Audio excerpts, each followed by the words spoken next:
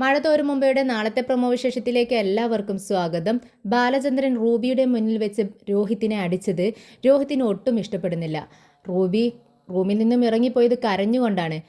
ഇനി അമ്മ അറിഞ്ഞാൽ എന്ത് സംഭവിക്കും എന്നെല്ലാമുള്ള ടെൻഷനാണ് അവന് ആകെ ദേഷ്യം വന്ന് നിൽക്കുകയാണ്. റൂമിൽ കണ്ണിൽ കണ്ട എല്ലാ സാധനങ്ങളും താഴെ എറിഞ്ഞു ഉടയ്ക്കുന്നുണ്ട്. റൂമെല്ലാം അലങ്കോലപ്പെട്ട് കിടക്കുകയാണ്. റൂമിലെ ബഹളം കേട്ട് ബാലചന്ദ്രൻ അങ്ങോട്ടേക്ക് വരുന്നുണ്ട്. എന്ത് തെമ്മാടിത്തരമാടാ നീ കാണിച്ചു വെച്ചിരിക്കുന്നതെന്ന് രോഹിത്തിനോട് ചോദിക്കുന്നുണ്ട്. അലീനയാണെങ്കിൽ മേലെ റൂമിൽ നടക്കുന്ന ഈ ബഹളമെല്ലാം കേട്ട് ആകെ വിഷമിച്ച് നിൽക്കുകയാണ്. താൻ കാരണമാണോ ഇതെല്ലാം സംഭവിച്ചത് എന്നൊരു ചിന്തയോടെയാണ് അവൾ നിൽക്കുന്നത്. രോഹിത്താണെങ്കിൽ പെട്ടെന്ന് തന്നെ അവിടെ നിന്നും പുറത്തേക്ക് ഇറങ്ങിപ്പോകുന്നുണ്ട്. അലീനയ്ക്കാണെങ്കിൽ ഈ ബഹളം അച്ഛനും മകനുമുള്ള ഈ ബഹളമെല്ലാം കേട്ട് ഒന്നും വേണ്ടായിരുന്നു എന്നിങ്ങനെ മനസ്സിൽ തോന്നുകയാണ്. അത് ചോദിക്കുന്നുണ്ട്, ബാലചന്ദ്രനോട് പറയുന്നുണ്ട് ഒന്നും വേണ്ടായിരുന്നു, ഇപ്പം തന്നെ കണ്ടില്ലേ.